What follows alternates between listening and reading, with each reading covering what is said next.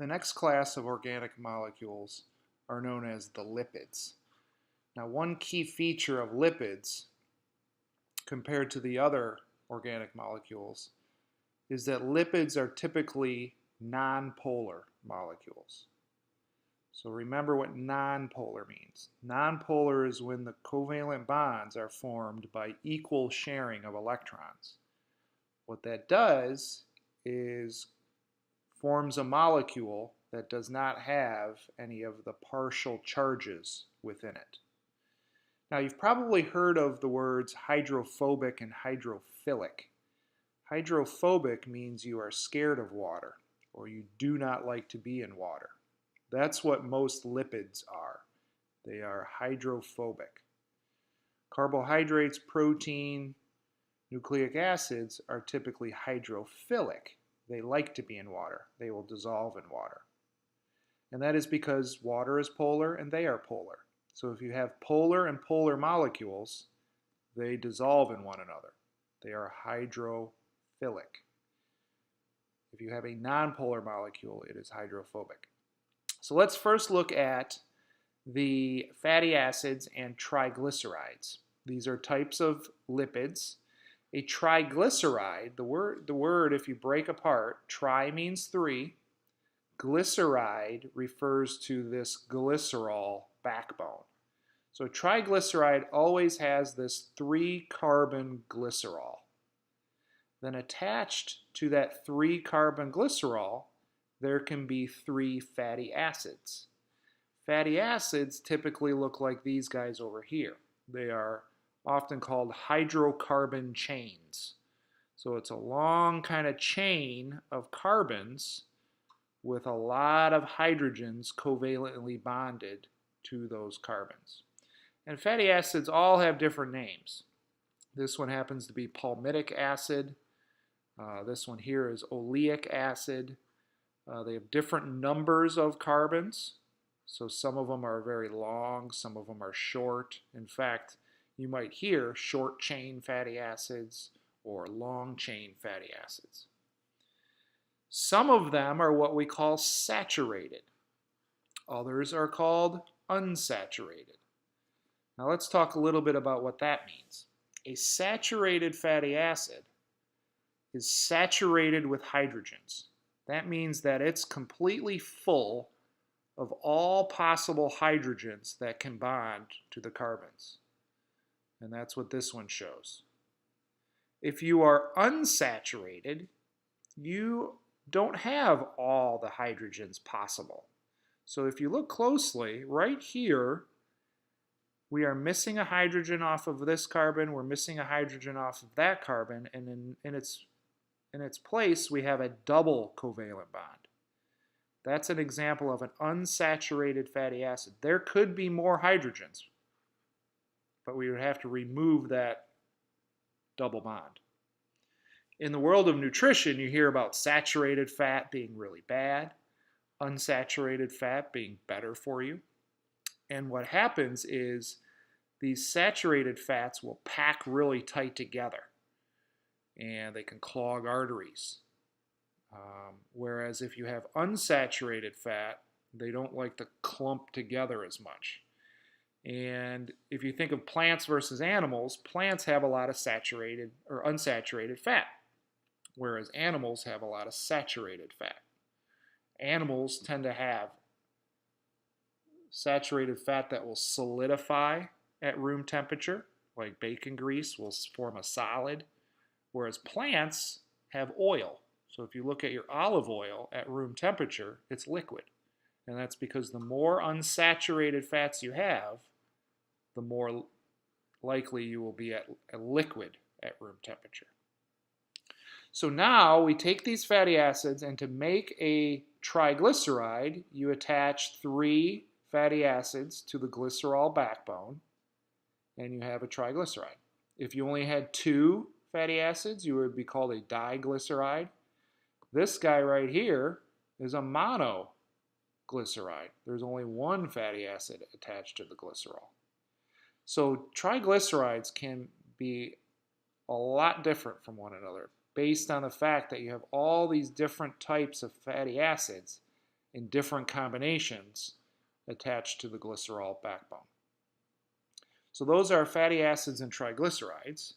We also have a molecule called a phospholipid. What comes to mind right away when you see a phospholipid should be the cell membrane. The plasma membrane is when you have two layers of phospholipids that form this bilayer. The big difference is instead of having 3 fatty acids, one of the fatty acids is replaced with a phosphate group. Okay, so here's the glycerol. You can still see there's a 3-carbon backbone here. There's a fatty acid. It's a saturated fatty acid. Here's a fatty acid, an unsaturated. And instead of another fatty acid attached here, you have a phosphate group. And what's really important about this phosphate group is right there. It has a negative charge.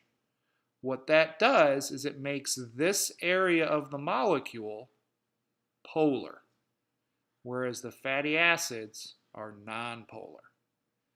This molecule is perfect for a cell membrane because it forms a polar surface on one side, another polar surface on the other side, and a nonpolar middle when the two layers meet up at their fatty acids.